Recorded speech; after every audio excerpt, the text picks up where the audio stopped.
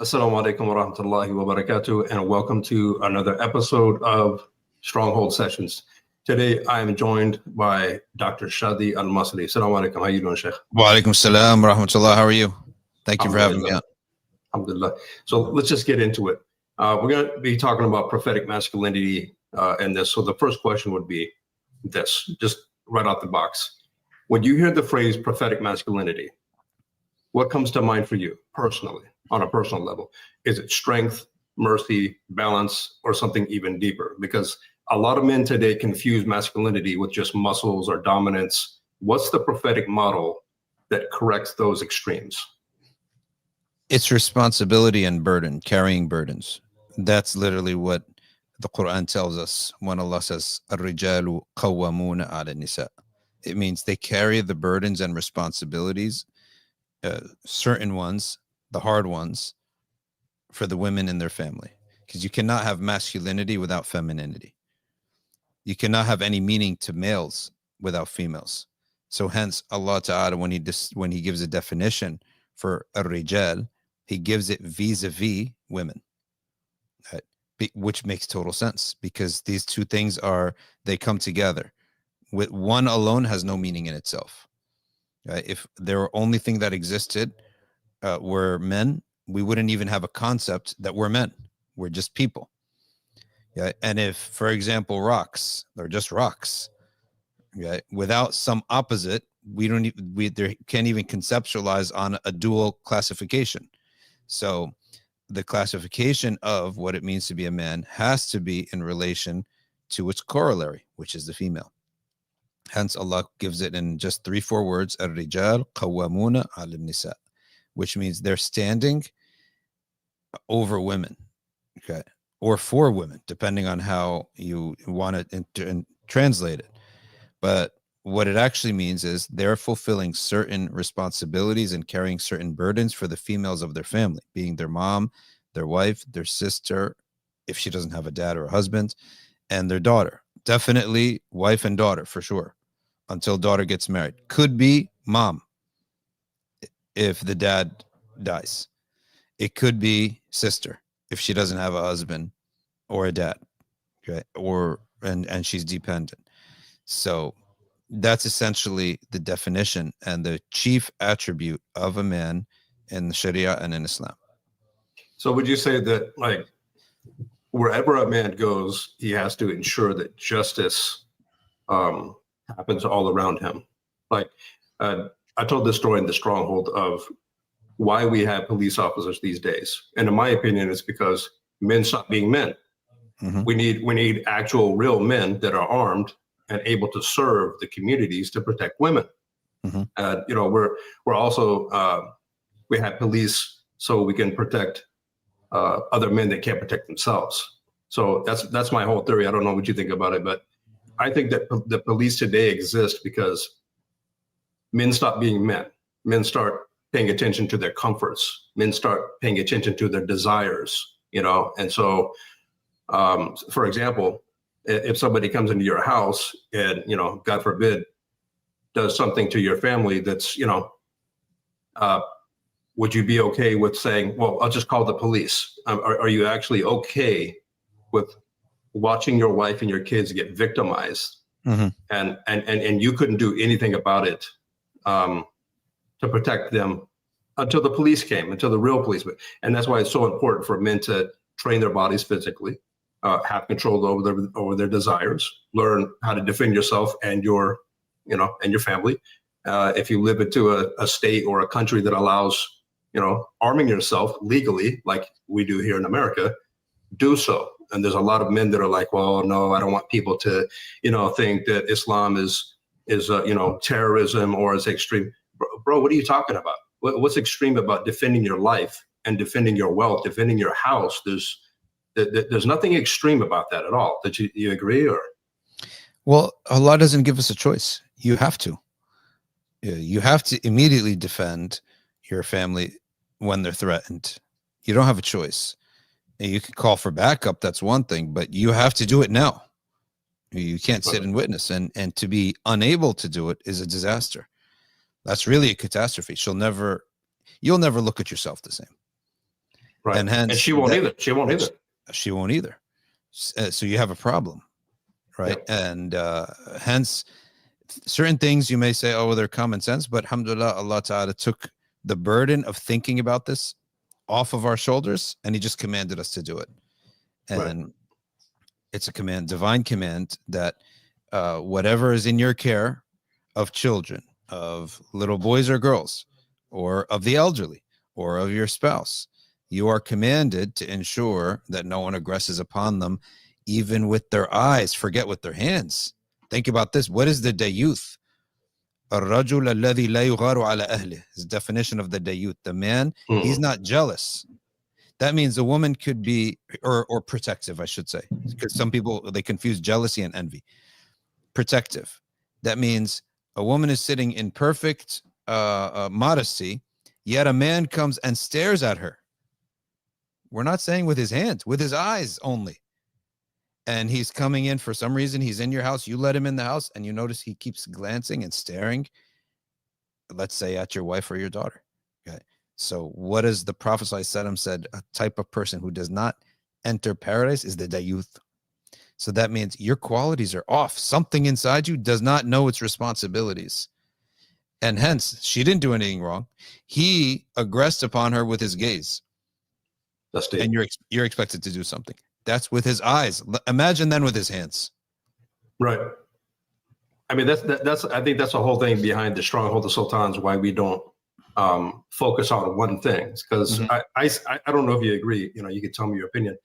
A lot of Muslims these days, Muslim men, they focus on one thing. And I kind of wanted to ask you about that. Okay, whether you're an academic, whether you are muscle bound, whether you are intelligent, whether you are financially well off. Like, for example, a muscle bound man is only good in one aspect of his life, right? He might be dumb as a bag of rocks, right? Okay, so what are you of use to the Muslim ummah? That's why, in the stronghold of sultans, we focus on the physical, the spiritual, the financial, and the intellectual. I think that men need to be all of them simultaneously, or work every day towards all of them. Do you agree with that? Because a lot of Muslims these days are just cerebral. They're just academic, and they don't move. They don't do anything about money, and they talk about Islam, but they work at Walmart. They're not able to pay their rent even. And they're talking about, I want 1 and 2 wives and stuff like that, all kind of, weird stuff. Well, that's why it's very interesting. You notice that in the seerah, there was no segmentation. So while the Prophet ﷺ was bringing a prayerful religion, he was teaching them, and they were being attacked and had to defend themselves. It's like everything was happening all at once. It wasn't an era of solely learning, then solely practicing, then solely teaching or spreading the dawah, then solely fighting your enemy. It seems that it all was happening all at once in just different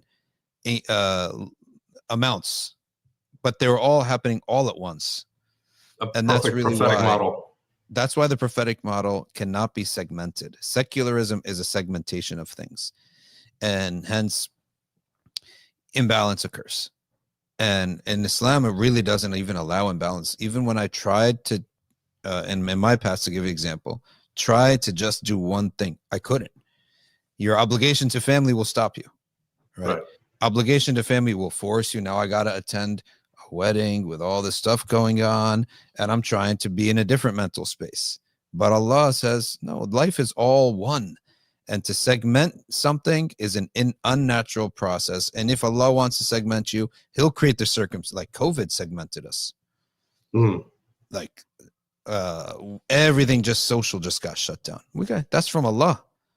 Some people go to jail. I had a friend who went to jail, and jail was good for him. All he could do was do dhikr and calm down. His mind slowed down. Jail was good for me. I became a Muslim there. I had to. SubhanAllah.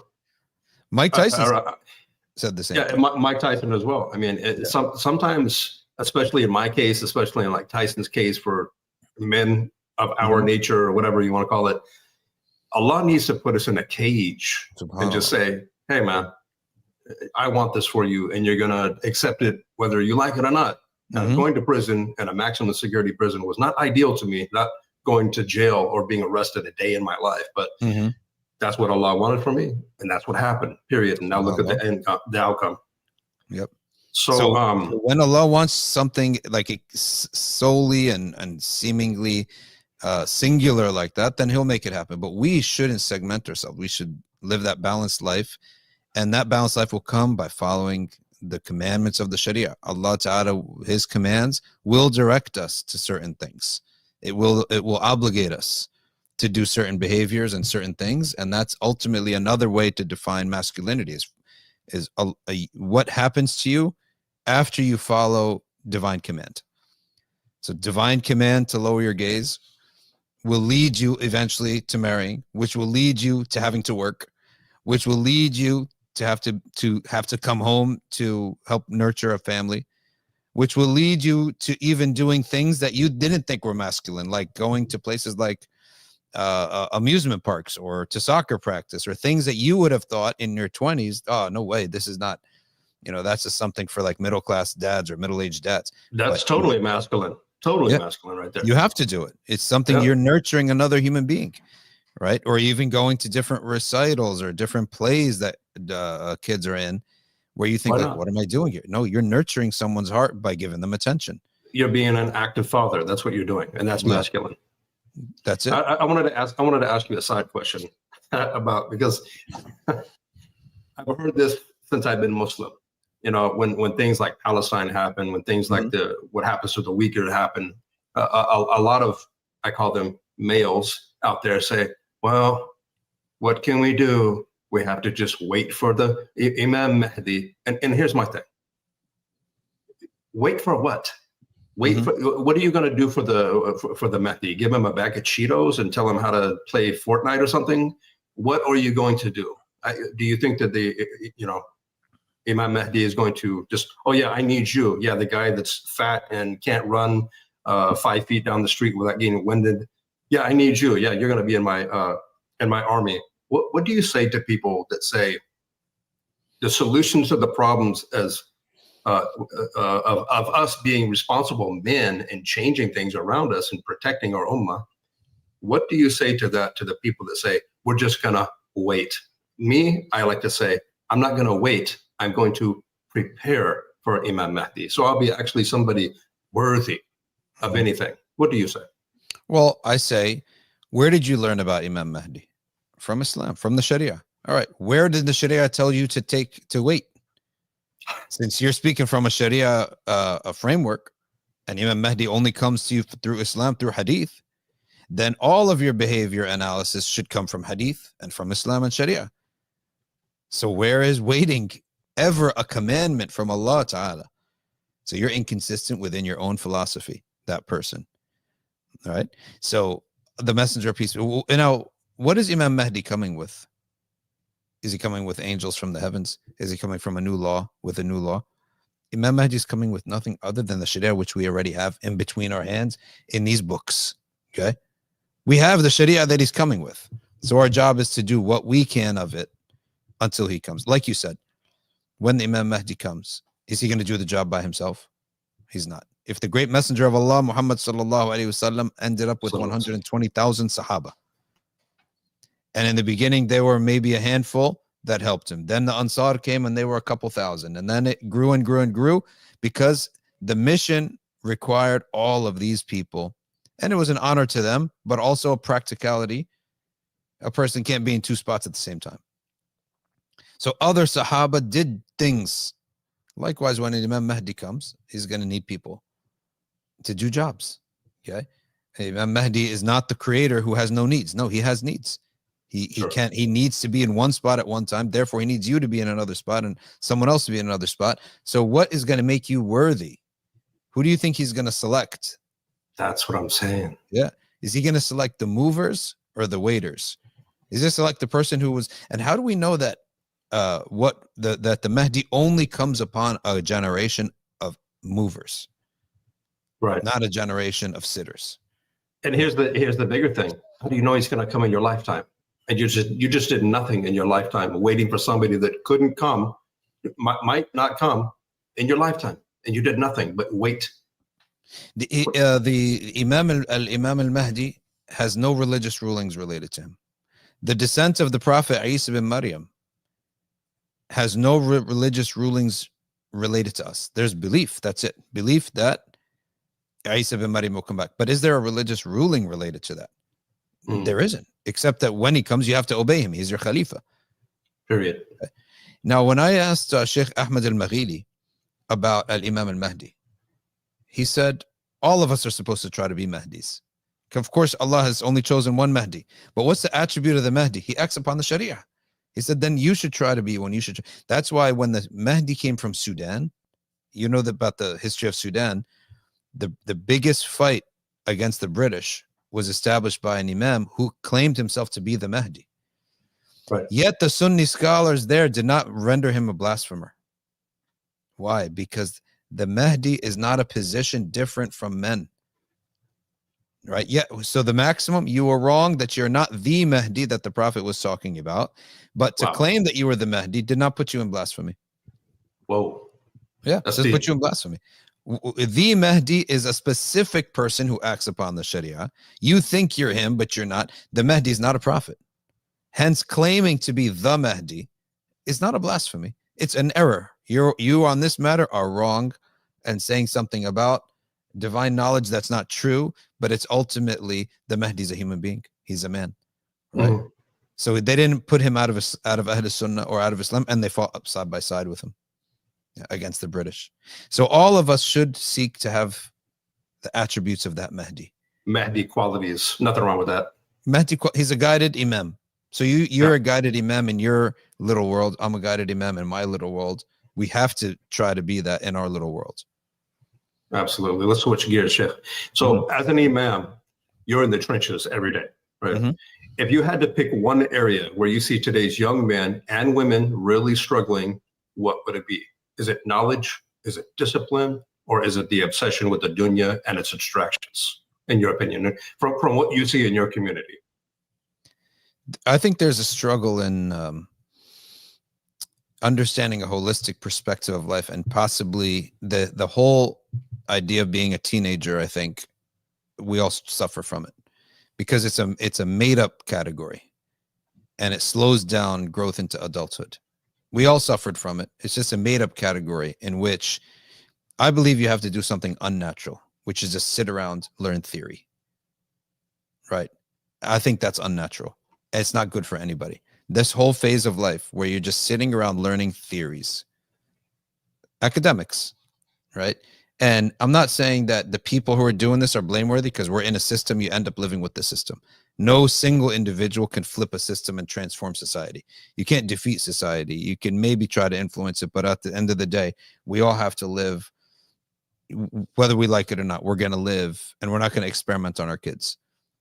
Okay. So, but kids, teenagers tend to find themselves where they have a lot of energy and there's nowhere to get this energy out. And they have brains, they're studying chemistry, they're studying physics, but they're not given very much responsibility in life. So I think the best thing when I see a young man, for example, get a meaningful internship where he actually has a responsibility, he has to show up and he gets rewarded for it. He gets compensated and paid. If the impact on him of the maturity of that person takes him from here to there. Whereas if he was to do nothing except take classes and do academics, how are you going to grow? Internship used to be like a rite of passage back in the day where, younger people would just follow their fathers or somebody like a blacksmith, whoever they wanted to be. And no, I'm not paying you anything. I'm paying you with knowledge. And you're going to teach, your son or other people in your village or community knowledge. And that's the whole thing about the stronghold of sultans. We're trying to pass that on to men and all of the four quadrants. I didn't mean to interrupt you. Go ahead, Sheikh. No, what he ends up doing is he ends up mixing with adults and becoming a young adult. How are you going to become a young adult if you're hanging out with other teenagers? That's a great point. You're right. And you're just told to sit in a room and be quiet. Like, this is not the healthy upbringing, right? You got to be mixed, even if you're going to go to school. And I'm not going to be an enemy to schools, because obviously it's just part of society. We have to do it. Okay. Unless people make their own alternatives. But point being is that you have to mix with adults to become an adult. And the more meaningful your mixture is with adults, the faster. So mixing with adults by hanging out for dinner or lunch, that's good. Mixing with adults by having a role in a company or a team where that's official, where you have something on the line. You can't screw up. You'll screw it up for the whole team. That fast tracks someone's maturity.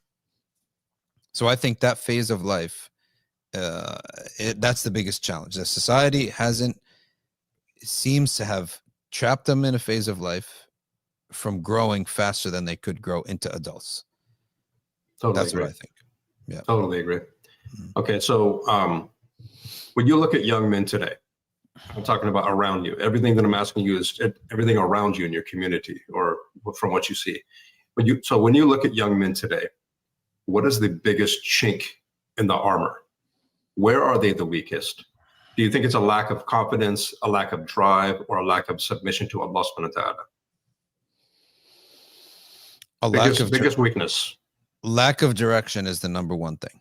And agree. Secular schools will not give you direction. Totally agree. Okay. And they'll create a mirage of direction. The mirage of direction is the career, which is important, but I'll tell you why it's a mirage. What does a career do? It puts food on the table.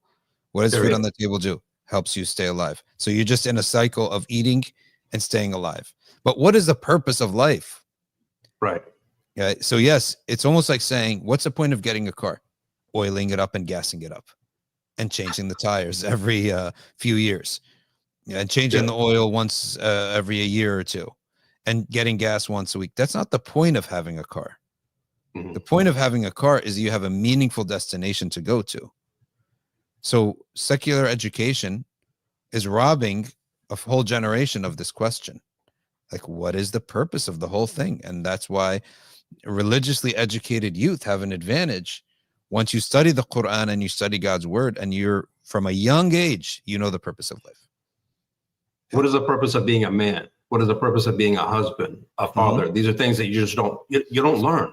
You don't learn it in school. And we have a lot of inactive parents, mothers and fathers, more so fathers, that don't teach their sons how to be men. There's no fishing trips. There's no camping trips. There's no, hey son, sit down. We're going to talk a little bit about this, the ABC 1, 2, 3. That's it. We're handing our children off. Some of us are inactive fathers handing our kids off to the school system, and the school system is saying, oh, thank you. We're going to turn them into obedient taxpayers to our narrative. Thank you very much. And we drop off our kids. Probably some of them, they drop off at Saturday school and BIC. Here, fix my kid. I don't know what's wrong with him. Dr. Shadee, fix him. And it's like, what are you talking about? It's a whole package. You have to be a father. And he won't know how to be a father properly. And a kid won't know his purpose in life without religious education. It all stems from taqwa and from belief that the Creator knows best how we should live. He sent us a messenger. Study that messenger. That's the best way to live. And that'll give you everything. It won't give you just masculinity. These things cannot be segmented. Okay. Right. How do I be a father also requires religious knowledge. Where do I push? When do I pull? Right? What do I say absolutely no? And what is something say, you know what? I don't like it, but I'm not going to say no. Right. And what is something where I say, no, you have to do this. Like you must do this. What's going to give me that green light and red light and yellow light? Is it my whims? In that case, every guy alive today is going to raise his kids based on the temperaments of the 90s, right? Yeah. Because that's what his point of reference, or his culture. And those things, they're not transferable. And that's why many parents and sons, fathers and sons have a disconnect, because the parent may actually possibly be applying a non-transferable standard. Okay. And they always say, back in our day. But Sayyidina Ali himself said, you don't raise your kids for your day. You raise your kids for their day. Interesting. Yeah. I mean, think about Sayyidina Ali. When he was a child, when he reached middle age, being a young man, and when he finally became a full-fledged man with his own household, what was happening all around him? War. Islam was being persecuted. A revelation from Allah was coming down that he was witnessing with his own two eyes through the Prophet. Rebellion was happening. There was rebellion against that prophet and against God. There was migration and loss of all your belongings. And then there was war for many years. And then there was conquests. Okay. And there was great victory and spoils of war. That child is now a father. And it's the time of Sayyidina Uthman. Sayyidina Uthman's time, it's almost like the big wave has calmed down now. Now the lands are open. The wealth is out. No, there are no enemies to Islam. Now he's raising sons in that era. Are those sons going to be like him? They're not going to be like him.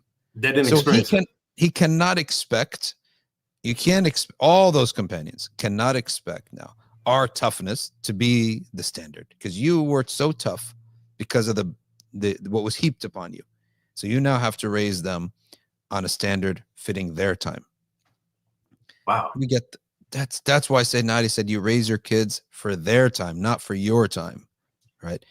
You and I grew up in the 90s. This was the best decade probably maybe in American history. There seems to be nothing wrong in the 90s, right? Nothing. It was literally there seems like it was the most perfect decade, and it was the peak and pinnacle of a civilization. And there was stability, mental stability, emotional stability, a lot of these things.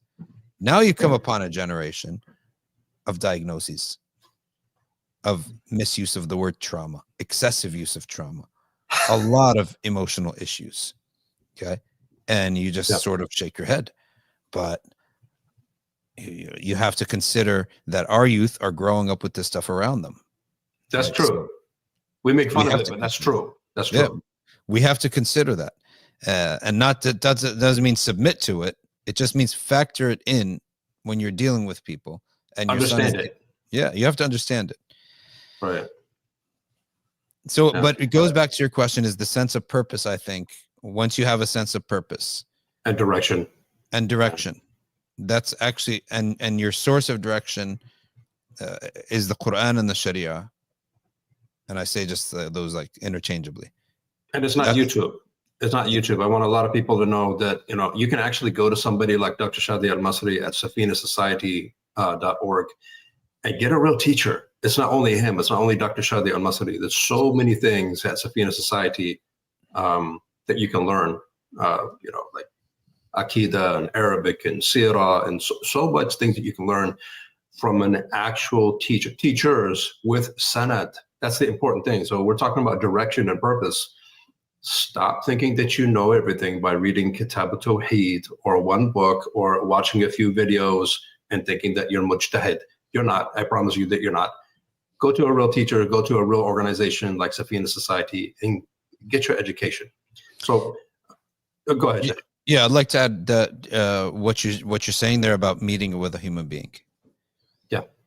And one of the biggest struggles is companionship. There are a lot of isolated people.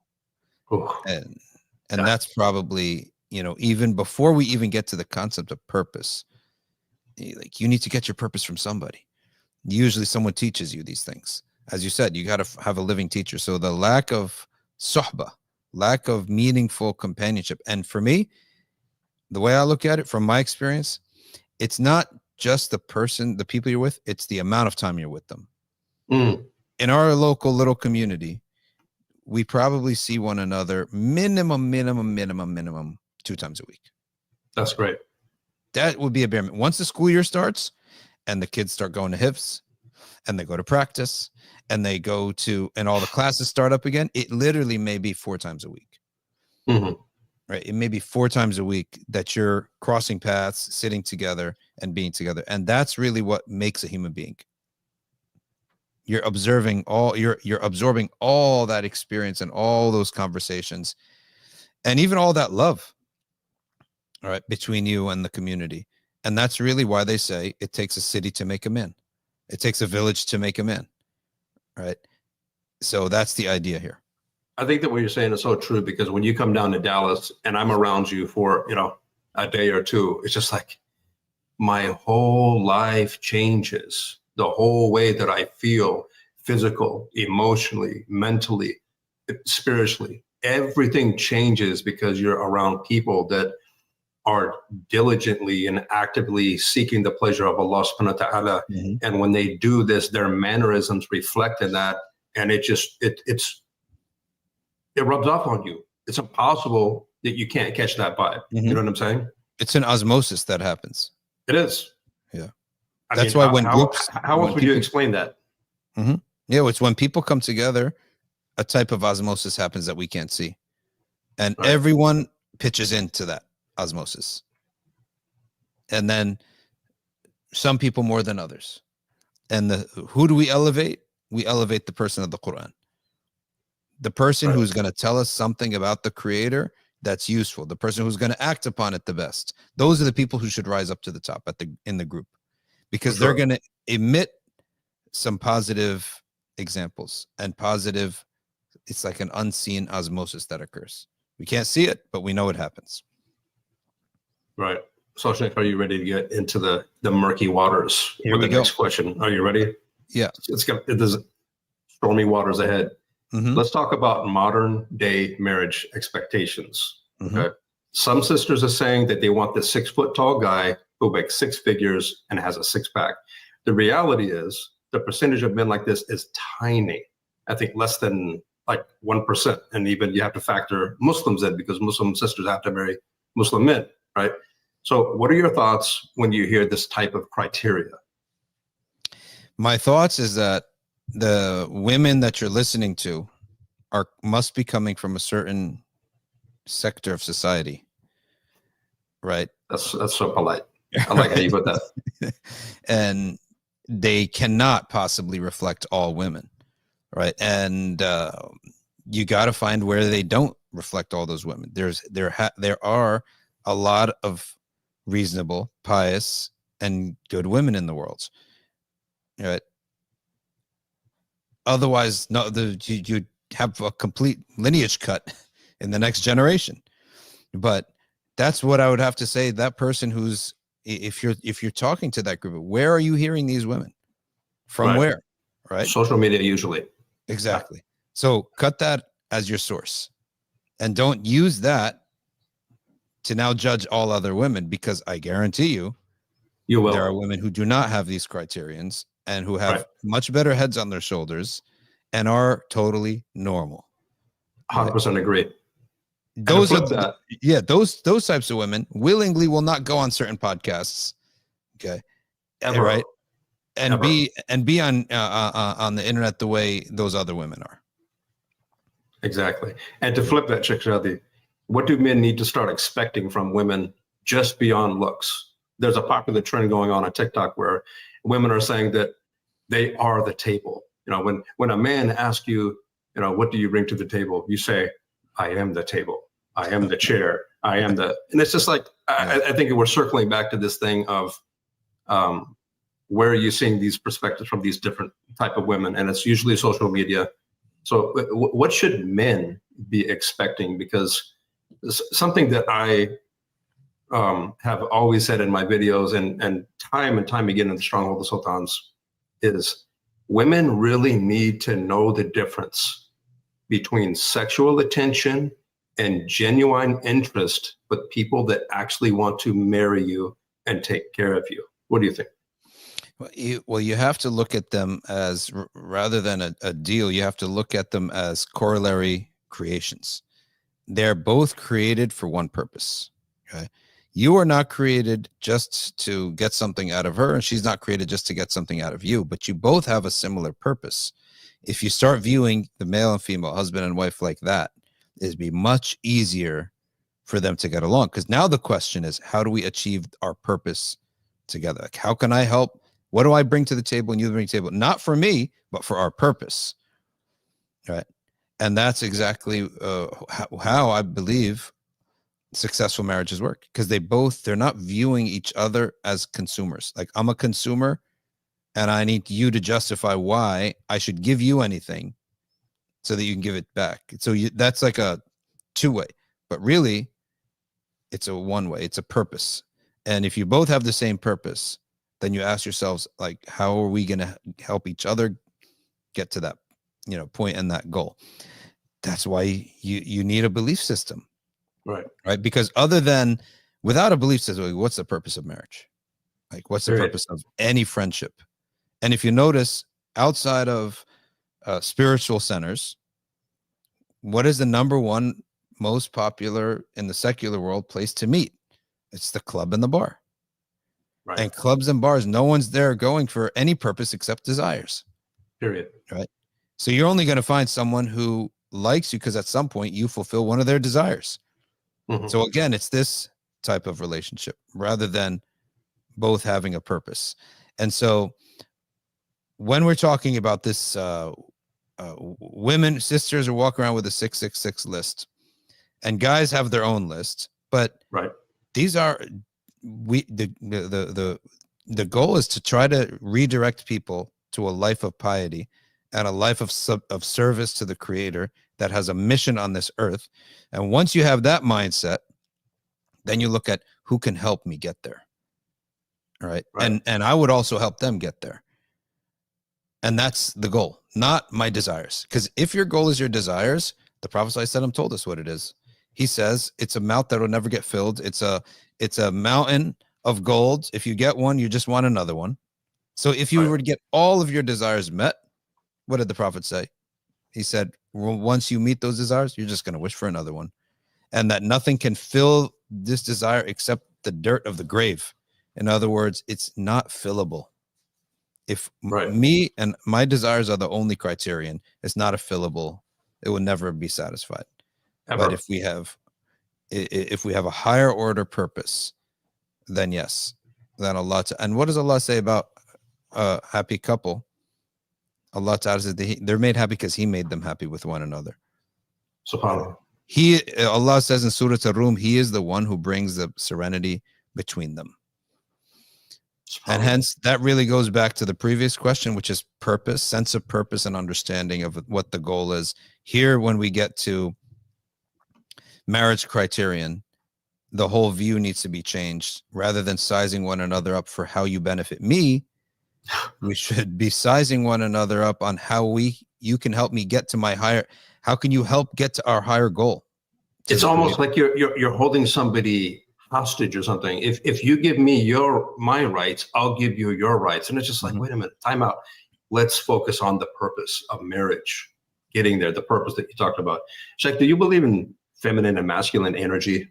Is that a thing for you, or do you believe that or no? I think there are qualities. I don't know about energy, but qualities. You could definitely say qualities and priorities and temperaments for sure. Yeah. Priorities, I think, like if you look at Al-Qawwam, Allah says, Al-Rijal Qawwamuna ala Nisa. Therefore, Allah has given a priority of a man to ensure stability, sustenance, and protection, safety, protection, and a degree of happiness, right?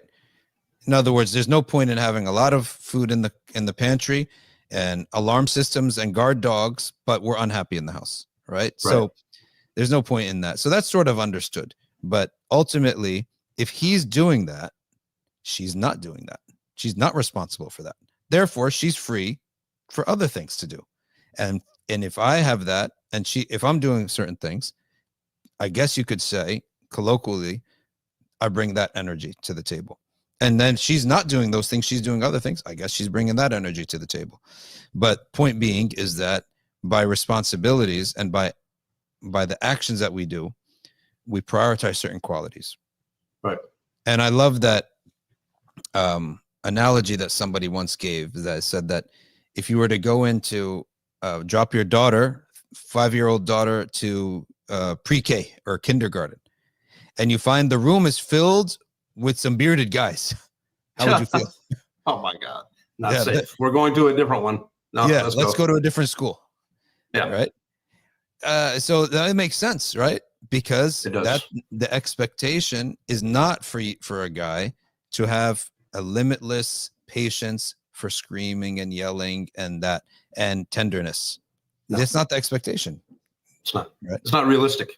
It's not realistic. So there are different qualities and priorities that Allah has obligated upon us, and that will result in different natures. Your nature will change as a result of doing these actions. Umar ibn Khattab, when he came upon a man, a youth, that was living every day and night with women. So he asked, they said, Omar, you sent the men out. You sent his dad out to the army. You sent his brother to the army. You sent his uncle to the army. So why are you now blaming him that this boy is being raised now, living with his mom and his aunt and his sisters? Okay. So Omar immediately, when he saw this youth in the masjid, something's off with this youth. Yeah, because he's only being with women. They say, Omar, that's your fault. You're the one who did this. So now two things happen. First thing is that Sayyidina Omar, he limited the time that a man could be out in the army. Okay. 4 months, he's got to come back home. Then the second thing is, when that boy came of age, he sent him to the army. Okay. So he could get be away around from all men. these women. Yeah. Be around men. And he also, beforehand, he cut his hair. He saw something that so disturbed him. He passed by, a window was open, and he saw the women braiding the hair of this boy. Oh boy. Okay. So subhanAllah, think about now, Umar ibn Khattab or Sayyidina Ali, let's say, at 10 and 11 years old, was literally defending and fighting and were in stress and in persecution. Now, what did they say? Get braided. Yeah. Strong, bad times create strong men create good times create weak men. Here you literally have it in one generation, right, where this boy is being raised, his aunts, his older cousins, he wasn't really baligh yet, braiding his hair. Right? Now, how's he going to come out? So Sayyidina Umar, when he came of age, shave his head, send him to the army. No. Right? To learn how to fulfill your obligations. When you do these actions, when you go out there in the world and you have to earn money, okay, and you have to make sure no one's messing around in your neighborhood with your family, your nature will change. You can't expect the nature to change without an external action. Be with the men. Just like Rasulullah sallallahu alaihi wasallam, he was sent out to the Bedou, I believe, when he was 5 or 6 years old, to rough it. To be with the men, be out and camping out in the desert, learn poetry, learn language, and all of those things, and be with the right men, because certain men have other standards, right? Correct, absolutely correct. Bad standards, and that's why I tell a lot of people in the stronghold and everybody that I meet and I talk to is like, you have to be careful in the men that you're around. You really, really do. Just because you have a friend doesn't mean he's a good friend at all. You need to be around the right men. And a lot of people, especially sometimes men, they believe that, well, I don't like being around these type of brothers because they push me a little bit hard. They want to play basketball and they want to do physical things and they want to, go to the mosque and study Quran and do this. That's a bit too much for me. But what I'm saying is, if you want to grow in anything, you have to be uncomfortable. You have to be uncomfortable. That's our problem in the ummah these days, especially as men. We look for the comfort. We look for the food. I heard you saying maybe a week ago in your podcast, your live stream. Okay, we need to change up what we eat on every Friday. Okay, it can't be zingers every single Friday. Again, we have to watch and be intentional about what we. That's good. You're leading by example, and you're saying, okay, it's good.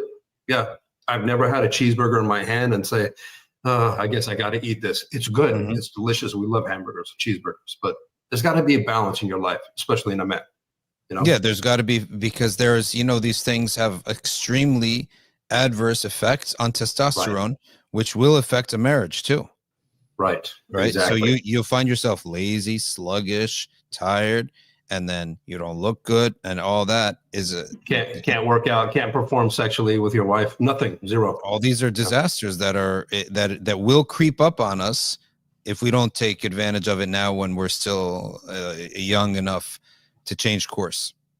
Exactly. So if we lined up the men of the Sahabas next to the men of 2025, what would stand out the most?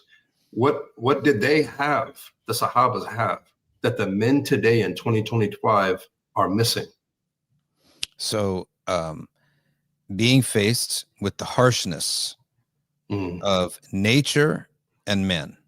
Again, we are so protected from the harshness of nature and the harshness of our fellow men.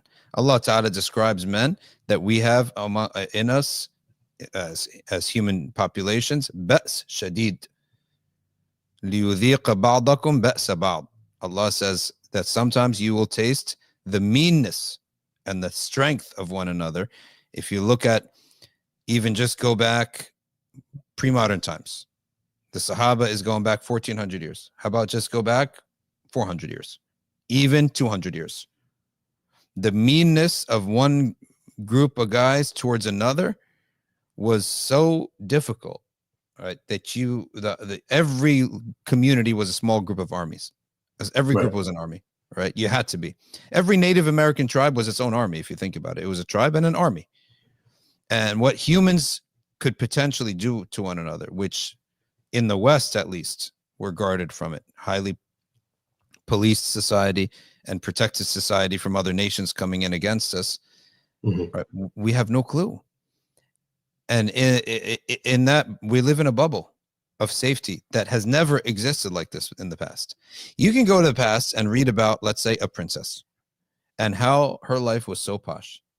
But it all ended in one day when the rival tribe came over, took over their city-state, okay, and threw them all in jails and made them all slaves. Okay? It's like a thing in the past. Well, today we're so protected from that. Now, it's a good thing to be protected, but sometimes to be too protected, your sense of reality is a little skewed. I think you have to always be conscious that danger is always around the corner. At least that's where how it used to be with my own people, the Vikings, England and Ireland and Finland and all of the, European nations, Germany, France, all enjoyed comfort. And they really didn't move as men until the Vikings said, okay, our crops can't grow. We need to sustain our lives. And so we don't have it in Norway. So we're going to go to other lands and take it. We're going to take your women. We're going to take your resources, your gold, and do something about it if you can. And that's the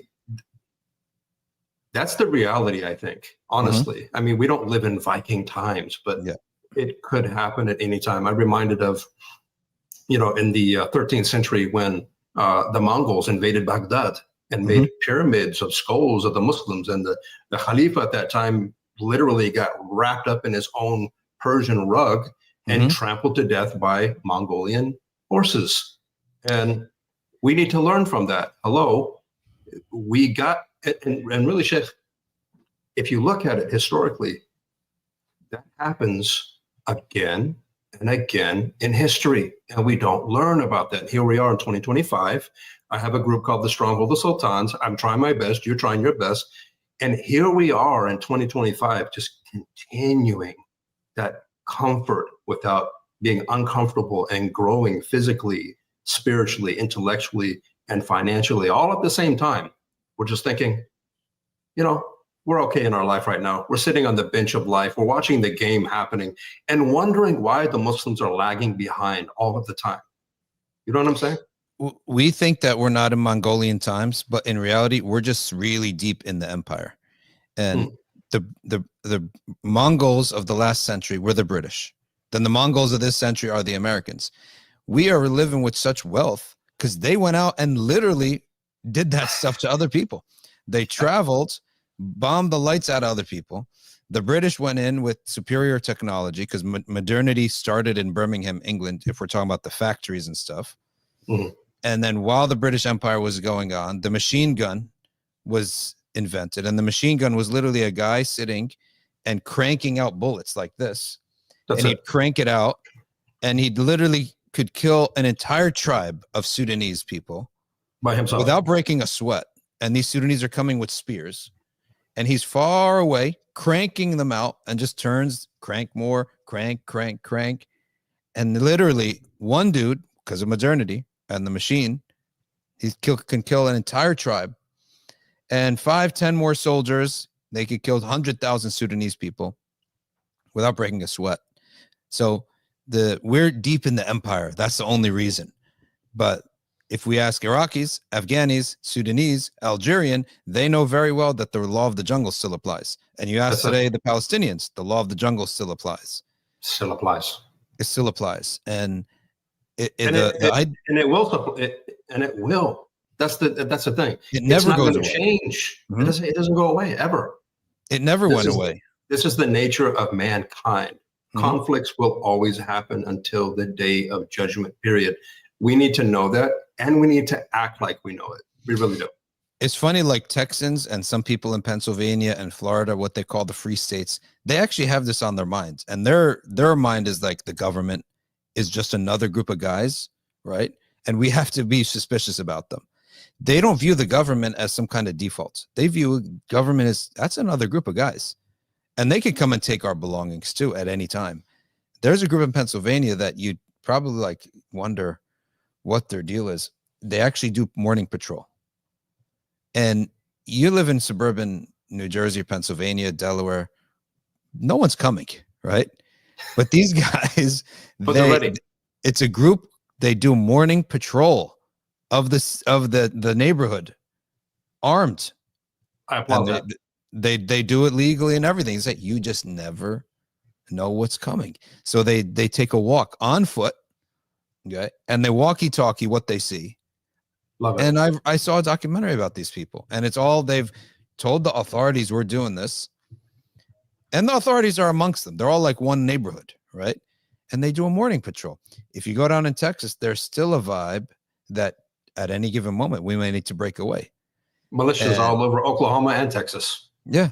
So this idea that we've transcended, humanity has transcended this very basic law that there are some people who will take what they don't have, and the only support between you and them is your own defense. We haven't transcended that. We just don't know that because we live so deep into the empire of the team and the tribe that's successfully did it against everybody else. Huge point. Yeah. That's a huge point that we need to remember. Sheikh, let's get into friendship. Friendship in 2025 is awkward for a lot of men. I don't know why, but it is for some men. Some brothers are uneasy, even admitting, that they want close friends. How do we bring back real man-to-man brotherhood in the age of isolation? You spoke about this a little bit, like 10 minutes ago. How do men make friends in an age of isolation? And I like this guy. Let me DM him, and strike up a conversation with him. We don't see each other. We a lot of us carry on with our lives in isolation, online, on YouTube, and we DM guys, for I don't know if it's for friendship or an interest in what they do or what they say. But how do we remedy that? What does friendship look like in 2025 amongst Muslim men? Well, the best solution to friendship is crisis. And guys get together because they have to solve a problem. That's the best friendship. Okay? The best friendship is not to get together for entertainment. The best friendship is to get together and solve a crisis. Hence, sports is a fake crisis. We don't have a crisis, so we're just going to create an environment with a fake crisis. Right. And sports was developed and invented and developed by people who witnessed their dads going to World War I, then couldn't go to World War I. Like the kids in the Battle of Badr that were turned away and they cried because the Prophet said, you're too young to fight. Right. Yeah, so you have to stay home and you can't fight this. And then 2 years later, they came and they're like, oh, we got to do it. We have to go. Right. Yep. And the elders said, you don't know what you're going into. This is mean. It's a mean business. Okay. And they did suffer a lot of injuries, but football was invented by guys who heard all their dads telling all the stories of World War I. Then they said, let's create a war game. And the absence of crisis, the absence of an enemy is the enemy brings us a lot of good things because he makes us get together. We have to come together. And if you look at the psychology of most male friendships, they come when they're trying to climb a mountain together, allegorically, when they're trying to overcome an enemy, when they're trying to overcome a rival or a mission. And it could be for guys that in the old days, fixing a car. Right. You didn't take it to a mechanic. I'm not so far off from a generation. My dad was from this generation. You never took your stuff to an expert to do it. You did it yourself, right? Or you tried to do it yourself first. Yeah. You get your friends together and you fix the car yourself. That's right. Yeah. And you want to build a shed. You build a shed yourself. You and your friends come together and build the shed. You finish a basement. So growing up, my dad built a shed, him and his friends. That friend finished his own basement himself, and guys would come and help and spend the Saturday helping. The masjid, when they put the masjid together, there was no such thing as a contractor. There was no contractor. They dismantled and repurposed the masjid, the building themselves. Everyone, you're going to do this. You're going to do the wiring. You're going to do the plumbing. Okay. Then you have to, of course, get it signed off, but that was it. But you did all the work together. And that's what builds bonds. It's a sense of achievement and doing something and achieving something. And that's what I'm always telling men, you know, we live in a society that's already built, right? But that spirit of building something like the Stronghold of Sultans is always going to be there. Like building the Safina society is always going to be there. And I always use the example of Hajar and Ismail. Mm-hmm. When the two tribes of Jurhum and Qahtan met them in Mecca when there was nothing. Okay, so what did they do? They wanted to, you know, water themselves and water their camels, and they decided they wanted to settle in Mecca. So what happened? Did they just sit there and say, I wonder who's going to build the buildings? I wonder who's going to irrigate the crops and plant seeds? I wonder who's going to get a hunting party together and do this and that? No, it's you. You have to do something. That as Muslims, we have to stop waiting for somebody, especially non-Muslims, to build things for us, you know. And as far as like media, social media, and movies and stuff like that, I'm telling you, if we don't tell our own story, these people will continue to tell our story for us, and it's not right. They'll create the narrative, and we'll just sit by and say, "That's not right." Okay, if it's not right, then build something. Then make a show, you know, like the Cosby Show in the '80s. You know, the Cosby Show. There was a problem with racial inequalities in America. And so they built a show where they invite white America into the living room of the Huxtables on 8 o'clock on a Monday night. And you can see that they almost, how should I say this? They humanized themselves to people that didn't think that they were human beings or worthy of respect or rights. And so why don't we do that? I've always screamed this from the top of my lungs for decades. Like, where's our Cosby Show? Yeah. We have to build. We're in the biggest crisis. If you're a Muslim, you're in the biggest crisis today. Like what bigger crisis can you get if an entire nation and your kids are being starved and not a single nation will lift a finger? And even those who want to lift a finger, they can't. You can't. You can't even lift a finger. So that's the biggest crisis, and that should be the biggest humiliation. And there's two reactions to humiliation. Bani Israel, when they were humiliated in the time of Moses, alayhi salam, they accepted it, and they just became the humiliated class. And they could see nothing other than to imitate their masters and to view themselves as agentless people. Or you could look at the next generation that Sayyidina Musa raised from scratch, that weren't slaves. They also had no land, no country. Yet the Prophet Musa taught them, right? And they took action, and they went and defeated all the people who were in the Holy Land, and they took their land back. So this idea here that crisis is if crisis doesn't get you going, then you're going to die, and you deserve to die. So crisis, we're in a state of crisis. Agree. And everyone's got to pitch in something to resurrect and revive the deen, and hopefully that'll snowball into a power that can stop the evil of our time, which is the Zionists. They are literally the evil of our time, and the number one goal of every Muslim should be to offer something of da'wah in Islam that will eventually snowball to defeat these people. Right. There can be no other goal. There's no choice. Evil has resurrected its head, and I think this is like the reverse. It seems so bad, but there's a lot of good in it. By giving them a complete carte blanche to do whatever they want, and no one's going to stop them, that's great. That allows the whole world to see how evil they are. Right. Giving pedophiles safe haven, starving kids. These are people. They don't belong on the earth. If these are the deeds you're doing, you deserve execution. Period. In any society, if you starve a kid and you give safe haven to a child molester? What is the crime in any book, in any law book? Is execution. So We know these what it are is. a group of people, because of their deeds, not their ethnicity, because of their deeds. Yeah, anyone nobody who cares does about their these deeds, ethnicity.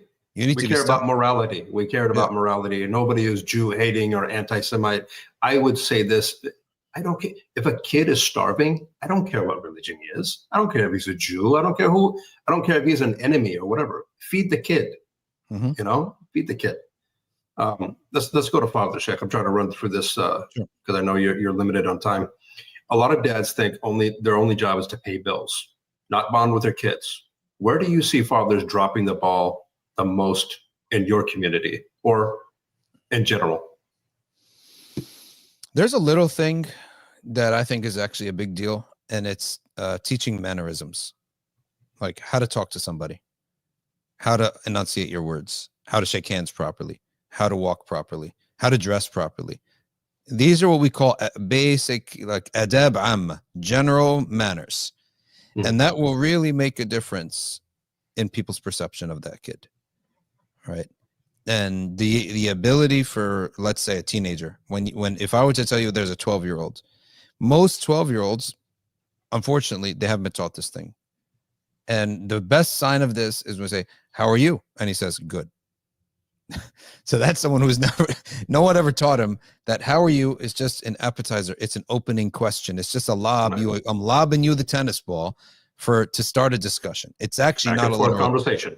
Yeah, it's not a literal question. So now the poor kid, he doesn't know how to have a conversation. So you have to say, so the best thing to teach him is say, ask a question back, right? Yeah. Say, oh, I'm doing good. How about yourself? Right? That's it. Ask a question back. And so to these little mannerisms, they must have, I think they should be taught as early as possible so that a kid can have an intergenerational conversation. So there should be no concept here that where you have a 13-year-old and then you put him with his grandma and he doesn't know what to say. No, you should be able to talk. Or another elderly person in the masjid. You should be able to talk, right? And you shouldn't be afraid because that person's elderly. So who's going to do that? Only your dad will teach you that. Your mom can teach you that. It's taught. It's not something that's innate. Nothing's innate. Allah says, خَلَقَكُمْ وَلَا تَعْلَمُونَ شَيْئًا. خَرَجَكُمْ مِنْ بُطُونِ أُمَّهَاتِكُمْ لَا تَعْلَمُونَ شَيْئًا. Sorry. The ayah is he took you out of the wombs of your mother. You know nothing. So this has to be taught. And the best thing that dads could do is teach kids these kind of mannerisms, Right. general adab amma, so that they could talk to people and be respected. Walk straight. Communication is huge, and the way you carry yourself and move in this life is huge as a man, as a respectable man. Yeah, and there are certain times or certain haircuts. It's not the time for it anymore, right? Certain clothes is not the time for it anymore. It's time to slowly become a young adult. There's a time and place for everything, right? There's a time and place for sweatpants. There's a time and place for goofy haircuts. There's a time and place for everything, right? And that's something I always remember being taught. There's a time and place for everything, right? There's a time for laughing. There's a time for silence. There's a time for talking. Going to funerals, for example. You know, some people, when they go to funerals and they're not conscious, and they may I really don't know the person who died. It's like my friend's, aunt or something. I'm here to eat. I'm here to eat food. I heard that they serve good food here. Yeah. Some guys who are distantly connected to the funeral, they're having a party, and they don't realize they're offending certain people. So that idea that there's a time and place for everything is such an important concept. It's part of what we would call adab am, general manners, that any ethnic society or any traditional society would have considered just as default as food and water. Right.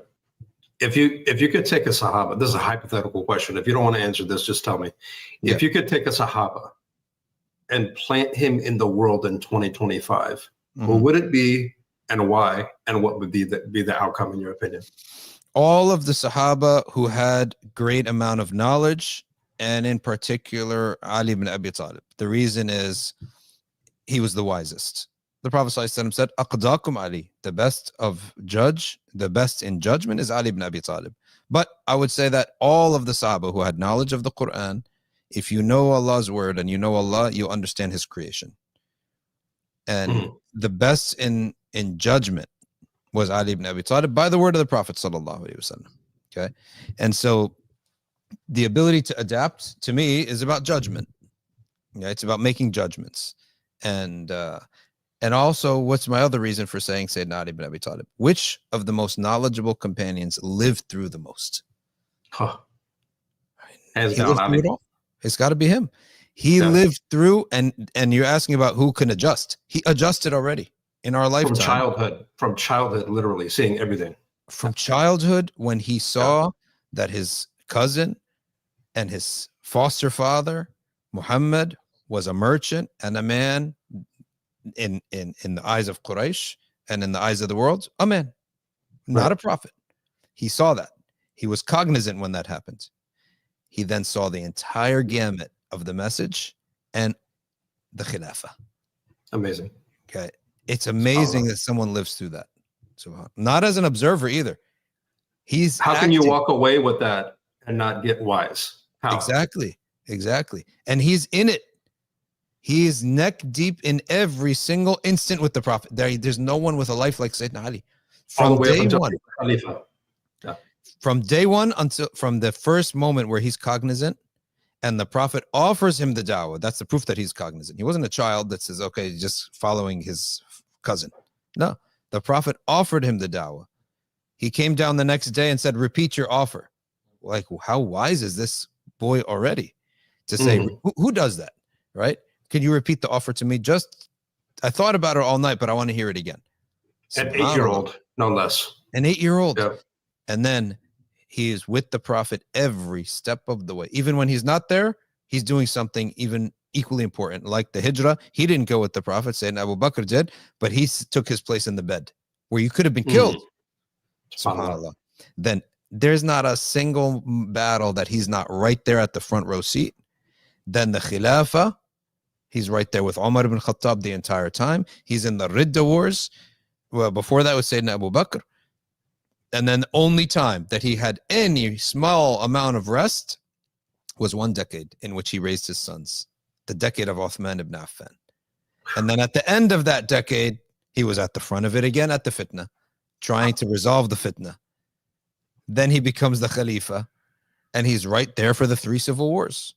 Or even Camel was a skirmish. Yeah. Siffin was a real war. And then the Kharijites was a real war, right? Civil war. SubhanAllah. Dealing with the Khawarij, that had to be the toughest. I don't know. What's your opinion? That because the enemy within. They look Muslim. They sound Muslim. What do you think?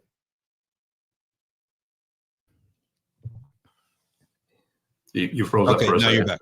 Am I back? Yeah, you're back. Okay. The Khawarij, I'll tell you why it was the hardest. Because it's the most disappointing. Right.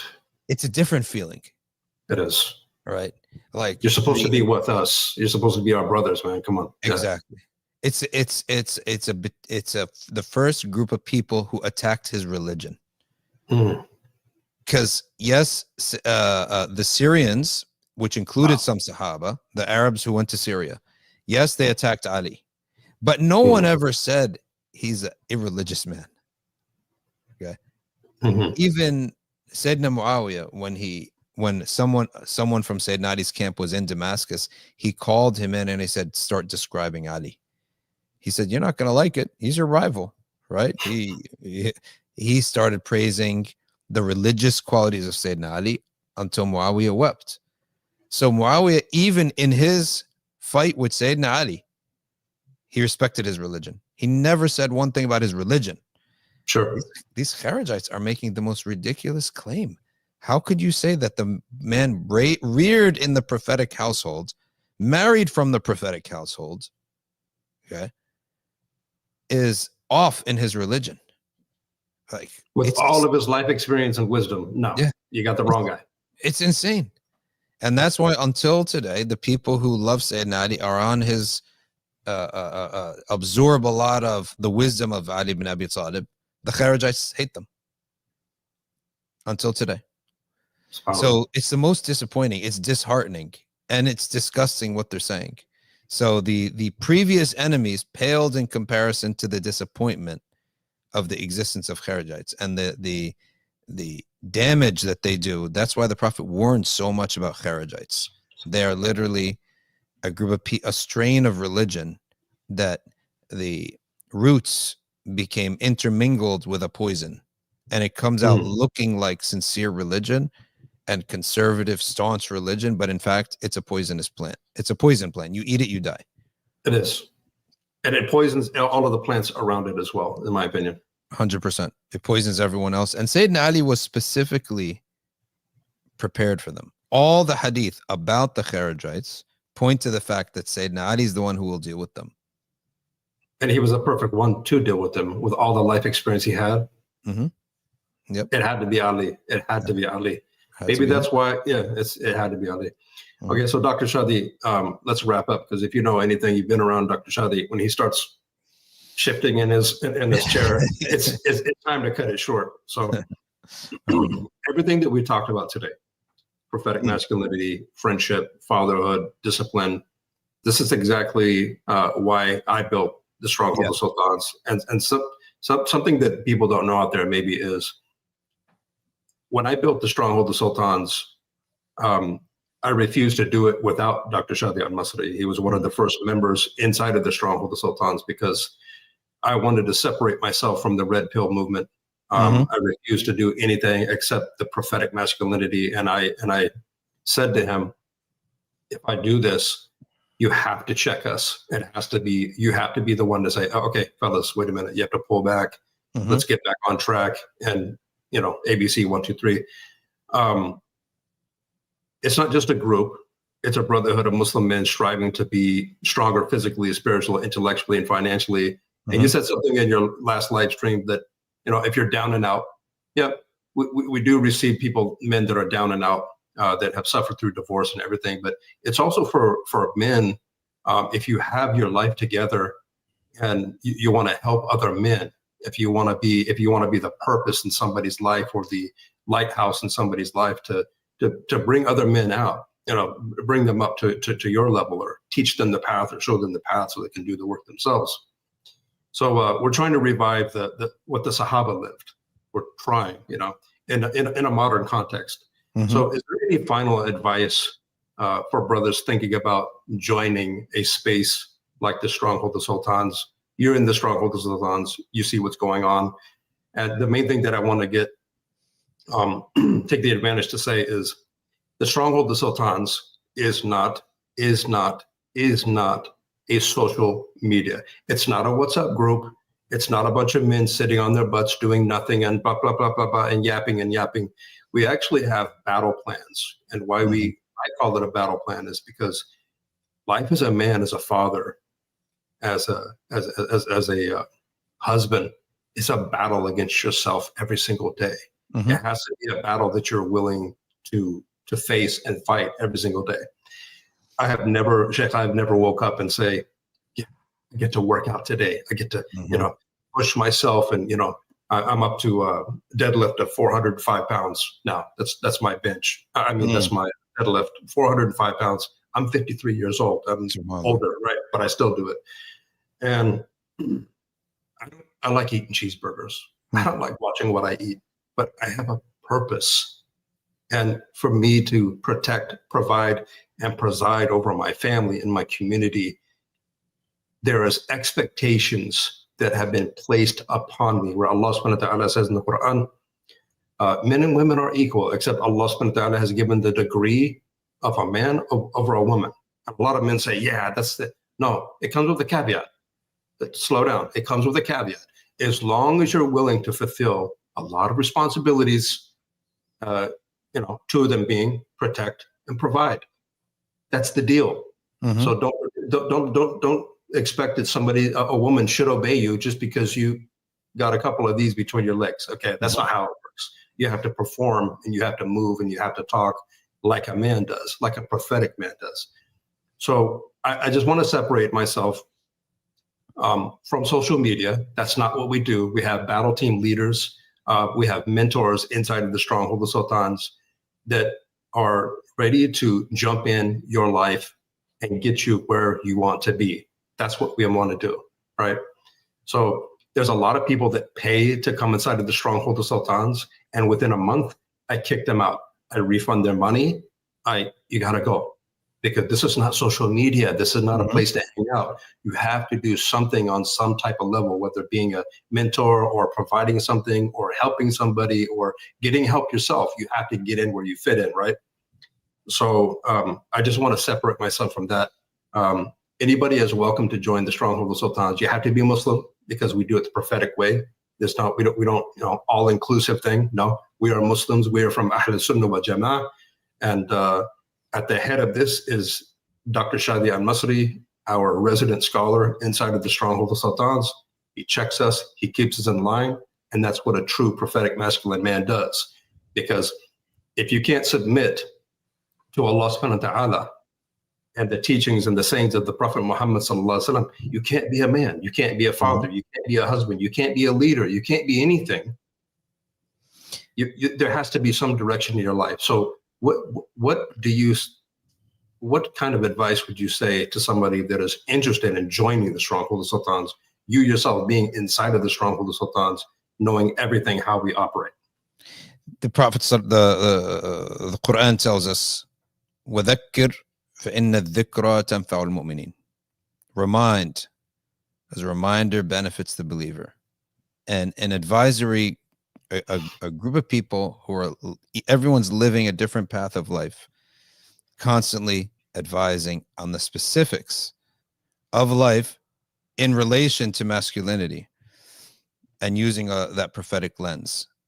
That's exactly what the Stronghold of Sultans is, and that's why it's valuable to the world, and it's offering value to the world, because people don't have this in this day and age. They don't have a tribe in this day and age. We have to manufacture that.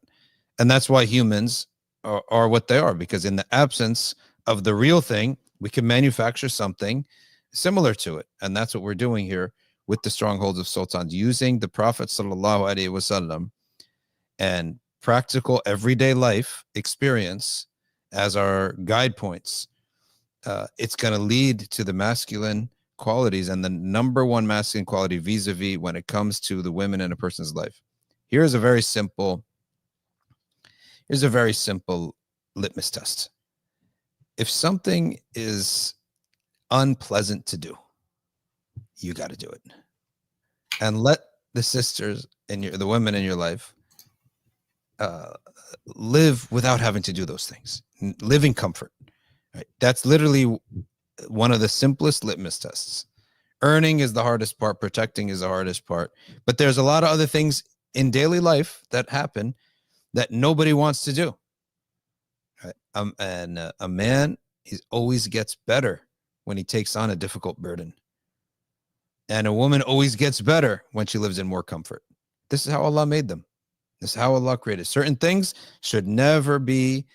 Tires are very different from the exterior of a car. Tires need traction. They need friction. They need it to thrive. And men are like this. It's constant challenges. You need it to thrive. But that is not the position that Allah wants women to be in, to keep doing hard things and difficult things over and over and over. That's not how He made them. All right. So that's a simple litmus test. And a place like the Stronghold of Sultan is there to bring that message to people, share it to people in their own context, and make you better at what you're at. When we talked about earning, if you bring something useful to the world, you may not make money for 25 years, but eventually you will. If you're actually useful to the world, you will get rewarded. Hopefully faster than 25 years, but you will get rewarded. It's just the, and that's the, whether it's one of the Carnegie or someone, he said to somebody, are you willing to not make money in the short term and then make a lot in the long term? All right. So he said yes. And then Carnegie set him on his path. Now, not to take Carnegie's as some great example, but in this case, it was a wise thing. And is it get good at something? Even if you don't make money for a period of time, you will eventually, because that's just the nature of the world. It rewards benefit. And likewise in the nature of a family. If you bring benefit to this family, big and small benefits, you'll be rewarded with a wonderful family around you, a happy wife, and well-adjusted kids around you. You'll be rewarded for it. So that's how I see the Stronghold of Sultans is as a place where people can find other guys that help them along the way. Find your tribe. And you know, the thing is, it's not just men that are just hanging around. Like you said, you have to be careful about who you befriend, who you're around. And by default, you'll get better. If nothing, learn something, right? So I just want to announce something that's coming up in the next 2 weeks to everybody that's will watch this. I'm offering a 14-day free trial to come inside of the Stronghold of Sultans. 14-day. So I know you're skeptical. I know a lot of people are out there skeptical. It's just another group. It's just why would I pay, you know, $5.99 or $9.99 a month just to hang around other people like me, right? I want you to come and see it. I want you to come in for 14-day free trial. And, you know, it is all for men. It is for 18 plus because we talk about a lot of things that are adults. Porn addiction is one, very important, divorce, and a lot of adult situations or content that we talk about that you need to know. So we ask that you be 18. The other thing is with the sisters. I have a website and it's www.strongholdofsultans.com. You can go there right now. And the whole reason that I built this, 90% of the reason why I built this website and export content, some of the content that we have on the Stronghold of Sultans group inside Mighty Networks, is to be entirely transparent with our sisters. See, we understand that there's a man versus women fight going on for decades now. We understand. I understand. And what we want to do is we want to be transparent. If you're a man that's mad at women or you've been scorned or whatever, and you think that the Stronghold of Sultans is a place to trash talk women, you're in the wrong place and you probably won't even last a day. That's not what we do. This man versus women thing has got to go. It's got to go. Men, go to your corner and learn about, you know, how to be a prophetic masculine man. Women, you do the same thing and go over there with, you know, and stop pointing the finger. Stop pointing the finger at yourself for your own inconsistencies and your own weaknesses. And so that's why I built the Stronghold of Sultans website, so we can be transparent, so the women can say, finally, there's men that are standing up and holding themselves to accountability. There's men that are out there that are finally being active fathers or learning how to do so, how to be active fathers, active community leaders, you know, how to be better husbands, finally. So we can give them hope in a world where they've been, let's just call it what it is. They've been disappointed for a long time in us, for our inactivity, for our, you know. So with that, let's just conclude. Jazakallah khair, Sheikh. It's always good to see you and be around you and speak with you. It's a pleasure. If you could take us out the way you take out the Nothing But Facts podcast, and I'll see you next time, inshallah. Jazakallah khair. Thank you for having me on, and it's a pleasure, and I'll always come on, inshallah, anytime you need. And we need to have you on NBF to hear about your TikTok dawah too. So hopefully in person. Hopefully in person in Jersey in the studio. Hopefully in person too, inshallah. Jazakumullah khairan. سبحانك اللهم وبحمدك نشهد أن لا إله إلا أنت نستغفرك ونتوب إليك والعصر إن الإنسان لفي خسر إلا الذين آمنوا وعملوا الصالحات وتواصوا بالحق وتواصوا بالصبر والسلام عليكم ورحمة الله.